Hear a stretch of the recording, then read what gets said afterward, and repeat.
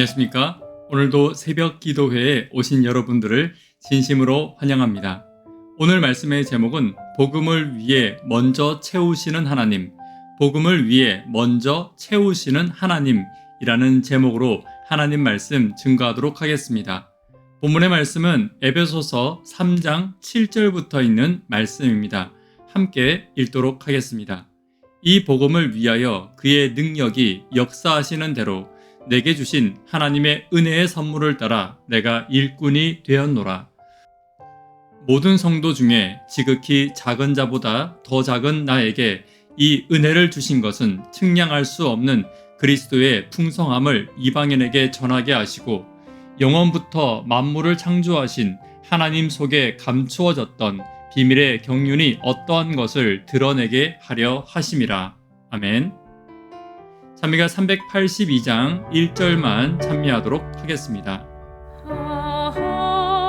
하나님의 은혜로 있을 데 없는 자 왜 구속하여 주는지 난 알 수 없도다.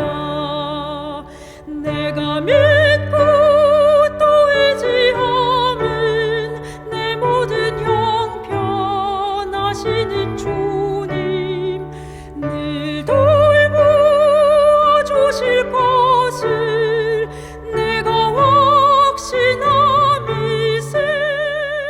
에베소서 3장 7절부터 있는 말씀을 다시 한 번 더 함께 읽습니다.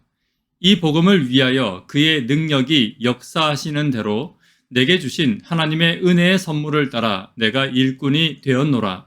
모든 성도 중에 지극히 작은 자보다 더 작은 나에게 이 은혜를 내게 주신 것은 측량할 수 없는 그리스도의 풍성함을 이방인에게 전하게 하시고 영원부터 만물을 창조하신 하나님 속에 감추어졌던 비밀의 경륜이 어떠한 것을 드러내게 하려 하심이라. 아멘. 우리는 보통 하나님의 일을 하는 사람들을 하나님의 일꾼이라고 이야기합니다. 하나님께서는 당신의 일꾼들을 부르실 때에 그에게 알맞는 능력과 준비를 시키십니다. 아브라함을 부르실 때 하나님께서는 그에게 약속이라는 능력과 특권을 허락하여 주셨습니다. 모세를 불러주셨을 때에는 그의 지도력을 위하여 40년, 그의 품성을 위하여 40년, 80년을 준비시켜 주셨습니다. 오늘 하나님께서 나를 부르셨다면 여전히 나는 완전한 사람도 아니고 여전히 부족한 죄인이지만 그 부름에 합당한 준비와 그 부름에 합당한 능력은 이미 하나님이 나에게 주신 것입니다. 오늘 교회를 부르시고 나를 불러주신 하나님께서 나와 교회에 부어주신 능력에 관하여 함께 살펴보기를 원합니다. 첫 번째, 하나님께서는 복음을 위하여 부르셨습니다. 7절입니다. 이 복음을 위하여 그의 능력이 역사하는 대로 내게 주신 하나님의 은혜의 선물을 따라 내가 일꾼이 되었노라. 하늘의 복음을 인간의 지혜로 잘 설명하는 것은 매우 힘든 일입니다.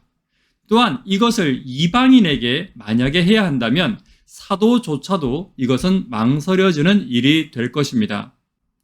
그러나 하나님께서는 사도에게 그가 홀로 가게 하지 않으셨습니다. 골로새서 1장 29절에 보시면 복음을 위하여 하나님의 능력과 하나님의 선하심과 하나님의 지혜가 항상 바울과 함께 하였음을 알 수 있습니다. 오늘날도 저와 여러분들이 전하는 것은 복음입니다. 복음에는 반드시 하나님의 능력이 함께 하심에 관하여 성경은 약속하고 있습니다. 다니엘과 함께 하신 하나님, 엘리야와 함께 하신 하나님, 그리고 어쩌면 인간적으로 보기에는 부족하기만 했던 예수님의 제자들과도 함께 하셨던 성령이 오늘 저와 여러분과 교회를 위하여 함께 일하시고 계신 것입니다. 복음을 전할 때 하나님의 능력이 반드시 저와 여러분들과 함께 한다는 사실을 결코 잊지 않는 인생 되기를 간절히 바랍니다. 두 번째는 은혜의 선물을 부어 주심입니다. 7절입니다. 이 복음을 위하여 그의 능력이 역사하시는 대로 내게 주신 하나님의 은혜의 선물을 따라 내가 일꾼이 되었노라. 교회의 박해자로서 사도들을 막는 존재였던 나에게 이런 특권을 주신 것은 바울에게 감당치 못할 은혜였습니다. 말 그대로 은혜의 선물이었습니다. 우리는 바울을 불러주신 하나님의 부르심이 바울에게 큰 선물이라고 이야기합니다. 정말 바울에게 특별한 선물이지 않습니까? 그렇다면 그 선물은 나에게도 있는 것입니까? 나에게도 하나님께서는 은혜의 선물을 분명히 허락해 주셨습니다. 우리는 선물하면 지금 당장 나의 필요를 채워주시고 나의 쓸 것을 채워주시고 나를 구원해 주시는 선물만 생각할 때가 많이 있습니다. 그러나 바울에게 있어서 최고의 선물은 하나님과 동역하여 영혼을 구하는 일이었습니다. 그것이 그에게 가장 큰 은혜의 선물이었습니다. 저와 여러분들에게도 같은 선물이 있습니다. 나를 위해 예수님께서는 십자가에서 나를 구원해 주셨습니다. 이것이 첫 번째 은혜의 선물입니다. 또한 날마다 나로 신앙을 유지해 나가고 믿음이 떨어지지 않도록 하나님은 교회와 성도와 말씀과 기도를 통하여 계속해서 나를 붙잡아 주시는 성령을 허락해 주셨습니다. 이것이 나에게 주신 두 번째 은혜의 선물입니다. 그리고 마지막 세 번째 선물은 부족하고 죄인인 나를 하나님의 동역자로 삼아 영혼을 구원하는 일에 함께하게 하셨다는 것입니다. 바울은 모든 하나님의 은혜를 감사하였지만 영혼을 구원하는 일에 참여하게 하신 하나님의 은혜는 그에게 날마다 큰 감격이었고 날마다 큰 은혜였습니다. 오늘 저와 여러분들에게도 하나님이 영혼을 구원하는 그 자리에 초청하여 주심이 가장 큰 은혜의 감격이 되기를 간절히 바랍니다. 세 번째는 일꾼이 되게 하는 능력입니다. 이기적이고 욕심 많은 내가 나의 이익과 세상의 이익과 상관없는 하나님의 일을 선택한다는 것은 정말 놀라운 일입니다. 특별히 여기서 일꾼이라는 단어는 헬라어로 디아코노스라는 단어인데 섬기는 자라는 뜻입니다. 보통 이것을 성경은 집사라고 번역하기도 합니다. 이기적인 내가 섬기는 자 혹은 집사가 되어서 다른 사람들을 섬기는 일을 하기로 선택하는 것, 그 부르심에 응답하는 것, 그 부르심에 순종한다는 것은 매우 놀라운 일입니다. 하나님의 성령이 나에게 임하지 않고서는 도저히 할 수 없는 일인 것입니다. 바울은 이 집사로서의 사역을 위하여 자신이 쌓아온 모든 지위를 다 버렸습니다. 아브라함은 그의 고향과 그가 쌓아온 모든 커리어를 희생했습니다.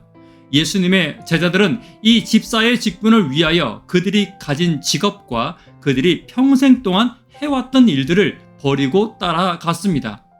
이것이 쉬운 일입니까? 아니죠. 성령의 역사 없이는 도저히 불가능한 일입니다.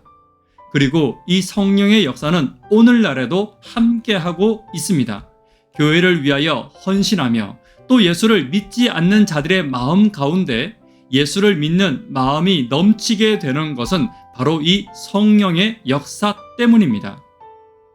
오늘 내가 섬기는 교회와 나에게 이 성령의 역사가 넘쳐나게 되기를 간절히 바랍니다. 예수를 믿는 일과 따르는 일과 섬기는 일에 충성된 자들이 넘쳐나게 되기를 간절히 바랍니다. 하나님의 교회는 반드시 부흥합니다. 성령이 역사하는 교회는 반드시 부흥하게 될 것입니다. 말씀에 결론 맺도록 하겠습니다. 복음을 위해 먼저 채우시는 하나님. 복음을 위해 부르실 때 하나님은 나에게 능력을 채워 주십니다. 두 번째, 복음을 위해 나에게 하나님은 은혜의 선물을 부어 주셨습니다. 세 번째, 복음을 위해 나에게 하나님은 오늘도 성령을 허락하여 주십니다. 아무쪼록 하나님의 성령을 사모하며 교회의 부흥을 함께 꿈꾸는 저와 여러분 되기를 간절히 바라며 말씀을 마치도록 하겠습니다. 기도 제목 나누도록 하겠습니다. 구도자들을 위하여 기도해 주십시오. 하루 10분 하나님의 성령이 나와 동역하기를 위하여 기도해 주십시오. 복음과 성령의 역사를 위해서 기도해 주십시오. 나를 변화시킨 성령이 오늘 나와 만나고 복음을 전하는 영혼들에게 함께 역사하기를 간절히 기도해 주십시오. 교회의 부흥과 또 오늘 있을 화요 기도회를 위해서 함께 기도해 주시기를 부탁드립니다. 개인적으로 기도하시고 예배를 마치도록 하겠습니다. 감사합니다.